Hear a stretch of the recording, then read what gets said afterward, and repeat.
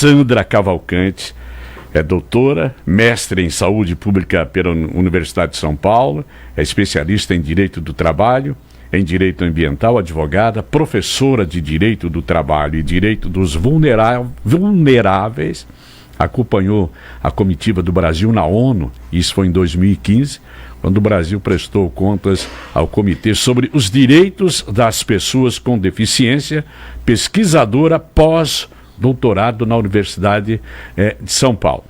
Sandra é autora do livro Os Desafios do ECA frente à vulnerabilidade de crianças e adolescentes no ambiente virtual. Artigo no livro fala sobre influenciadores digitais miris. Primeiro, um prazer ouvi-la, agradecemos pela gentileza, doutora Sandra Cavalcante. Prazer tê-la no Jornal da Menina nesta segunda-feira, tudo bem? Olá, tudo bem? Eu que agradeço aí o convite, mando meu abraço, meu bom dia a todos vocês, todos os seus ouvintes, em especial a você, Tigrão. Eu estava olhando aqui o seu currículo, uma vasta experiência, diga-se de passagem, Quais são, inclusive para falar sobre o seu livro, os desafios do Estatuto da Criança e do Adolescente com relação a influenciadores, enfim, juventude. Esse foi o teor do seu livro? Isso, esse livro foi escrito por pesquisadores de 4 países, sabe? Brasil, Portugal, Chile e Argentina. E a gente abordou vários aspectos aí desses direitos de criança e adolescente, nesse momento dessas novas tecnologias digitais emergentes. Eu cuidei especificamente desse assunto, influenciadores digitais mirins, mas lá na USP eu estou também com outro projeto envolvendo não quem faz os vídeos e posta na internet, mas sim quem assiste. Então, na verdade, a gente pode falar de tudo isso, Tigrão. É maravilhoso os recursos, as possibilidades que essas tecnologias emergentes nos oferecem, mas também há riscos, há abusos, e em especial as crianças que vão por esse caminho, que já é uma carreira, os influenciadores digitais até outro dia não existia. Eu fiz uma pesquisa em 2010 ou 2012, com artistas mirins. E você sabe que alguns até hoje são influenciadores, artistas de TV, que viraram também influenciadores digitais, mas na época não se falava nisso. Então é impressionante como esse assunto é recente, os pais e professores, é tudo muito novo para todo mundo, para os adultos e mais ainda para as crianças e adolescentes que estão se construindo, crescendo diante dessa realidade, com essa exposição muito intensa nessas redes sociais. Então acho que a gente tem que conversar muito sobre quais são os riscos, o que fazer, como agir. Quais são as principais dificuldades com relação à questão das crianças e dos adolescentes, Sandra? Bom, a tecnologia em si não é boa nem ruim, depende sempre do uso que vai se fazer desse importante recurso que a gente tem. De fato, ainda mais depois da pandemia, a gente não vê mais a vida fora da tela, sem esse recurso digital. Sim. A grande questão, por exemplo, se eu vou pegar os influenciadores digitais mirins, há situações de extrema exposição e há situações de publicidade infantil. Você sabe que já há algum tempo, há 6 anos, o STJ já decidiu que é proibido publicidade voltada diretamente para crianças. Afinal de contas, eles não têm ainda a capacidade de discernir, de decidir, e são absolutamente influenciáveis pelo que estão vendo ali naquela publicidade. Então é proibido. A gente não vê isso mais acontecendo na televisão, só que é muito comum isso acontecer nos canais ali da internet, como se a internet fosse outro mundo paralelo e não se aplicasse as leis. Não é verdade, se aplica sim. Então, quando me perguntam, como é que faz uma empresa que quer fazer uma publicidade envolvendo crianças, adolescentes, ou mesmo como é que faz os pais, o filho quer virar um influenciador. Então, existem várias situações. Se houver publicidade, se tem ali, pode ser recebidinhos, aqueles presentes que eles recebem, vão abrindo os pacotes, na verdade estão fazendo publicidade. O pior ainda é o merchan, esse merchandising, que é aquela publicidade escondida, é condenada até pelo Conselho, pelo CONAR, tem um Código Nacional de Publicidade, de autorregulamentação publicitária, e ali mesmo já tem essa proibição, que não se coloque publicidade sem identificar claramente que aquilo ali se trata de um comercial. Então, o que a gente está vendo é uma área bem difícil de fiscalizar, porque, né, imagina quantos vídeos são postados por minuto, né, no mundo inteiro, inclusive aqui no Brasil, que é uma taxa altíssima, tanto de crianças e adolescentes na rede, quanto fazendo vídeos e se expondo. Então, existem vários níveis de preocupação. Tem uma preocupação, assim, da exposição mesmo, de revelar informações, até de como localizar aquela criança, de endereço, sabe, informações pessoais. Há essa preocupação, então temos que ficar atentos. Tem o problema da quantidade de tela, né? Quantas horas por dia ele fica ali diante daquilo, e que também preocupa. Vocês estão falando aí estou falando com Camboriú, caramba, né? Um lugar maravilhoso para se estar na rua, para se viver em 3 dimensões, inclusive ouvindo rádio.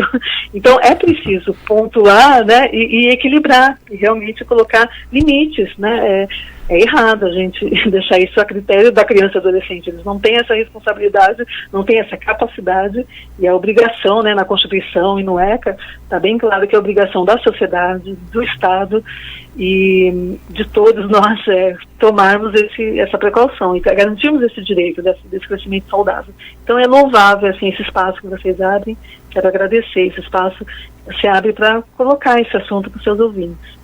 E tem, dentre os graves problemas, a gente, inclusive, que milita na imprensa, a questão, inclusive, da questão do conteúdo pornográfico, né, Sandra? E a gente, às vezes, de vez em quando, com raiva, a gente noticia isso, né? Quais são, pela experiência que a senhora tem, as principais recomendações, dicas, conselhos, enfim, para os pais com relação a tudo isso, com relação à internet dos nossos adolescentes? Para os pais e com relação à utilização, né? Quem está usando esse recurso Sim. nessa fase antes dos 18 anos, né? Sem ter plenamente amadurecido. Pensem que dar um celular com essas capacidades, né, de um smartphone ou um acesso a esse mundo da internet para o seu filho é como se ele estivesse em praça pública. Então é você deixá-lo ali naquele ambiente público. Mesmo que ele esteja dentro do quarto, mesmo que ele esteja dentro do banheiro, fechado. Então, a gente não deixaria, não largaria um filho ali, né? Será que ele já tem essa capacidade de discernir com quem falar, o que falar? É isso que eu tenho que prestar atenção. Para delimitar se está acontecendo um trabalho infantil e que precisaria de um alvará judicial, é só substituir aquela criança ou adolescente por um adulto. Imaginem se fosse um adulto fazendo aquela mesma situação, aquilo ali é ou não um trabalho. Aí ficava fácil da gente, né, identificar. Às vezes, quando envolve criança e adolescente, a gente esquece, a gente se encanta, porque realmente tudo que envolve criança e adolescente é muito encantador, né? O filhote de qualquer animal, a gente se encanta demais, né? O adulto fica desarmado. Mas é isso. Então, você mencionou de conteúdo pornográfico, tem pedófilos, né? Existem todo um grupo aí, a gente chama até de Deep Web, existe um ambiente que não é acessado por meio desses, né, softwares de busca, e que se coloca link para essas pessoas doentes, para identificar vídeos que aparece a calcinha da menina. Imagina o que é isso.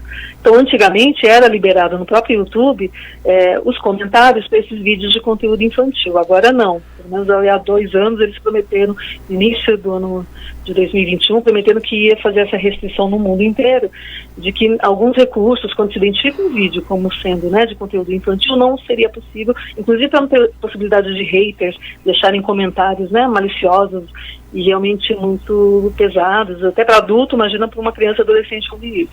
Eu já tive a oportunidade de entrevistar alguns desses influenciadores digitais com milhares de seguidores, né, e eles me falam que às vezes as pessoas, assim, entram em desespero, falam, olha, manda um oi para mim, senão eu vou me cortar. Então imagina, eles recebem uma pressão extrema, recebem uma pressão extrema, inclusive online, nem se fala pessoalmente, né, quando eles marcam às vezes alguns encontrinhos em shoppings, em lugares públicos, então é aquele assédio todo, e às vezes isso está sendo cobrado via contrato, às vezes eles têm esse compromisso com empresas.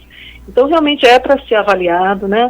Quando um filho quer pôr o dedo na tomada, você sabe dos riscos e proíbe. Então, acho que é preciso que os pais avaliem e sejam informados de todo um conjunto que vem junto com essa oportunidade, entre aspas, né? Que se apresenta como algo muito bom e muito perfeito, com altos rendimentos, e para começar nem tem tantos rendimentos assim, tem muita ilusão e muito risco envolvido. Perfeito. A senhora fez o livro e agora está pesquisando sobre alfabetização crítica digital para crianças e adolescentes. Deve sair mais um livro, é isso? Olha, também, mas a gente, o que a gente percebe? Que o pulo do gato não é ficar dando discurso e pregando. A gente precisa envolver as pessoas para, de fato, essa mudança, essa implementação dessa segurança surgir no dia a dia. Né? Não adianta você falar quais são os riscos, o que não fazer, né? Mas sim, como agir. Então a gente está montando, na verdade, um curso lá no meu pós-doutorado na USP. A gente está organizando um curso para formar professores para esta abordagem junto com seus alunos. Então, ninguém melhor do que o professor da educação básica para saber lidar com essas crianças e adolescentes na sala de aula. A gente quer fazer um movimento realmente de conversar com eles, para eles entenderem, né? Por que isso daí é tão perigoso, por que tem que, às vezes, chamar o pai e a mãe, por que não pode mexer aqui e ali, que ainda está cedo, porque, né, para realmente sair, para envolver todo mundo. A gente não tem dúvida de que essa participação ativa de todos é que vai realmente nos garantir essa proteção. Doutora Sandra Cavalcante, o assunto é maravilhoso, né? Pena que nós somos regidos pelo tempo. A gente quer agradecer demais a sua participação aqui no Jornal da Menina, da nossa Rádio Menina 100.5 e a nossa TV Mocinha. Sucesso, um abraço, obrigado pelas informações, pela sua participação conosco aqui. Muito obrigada, abraço.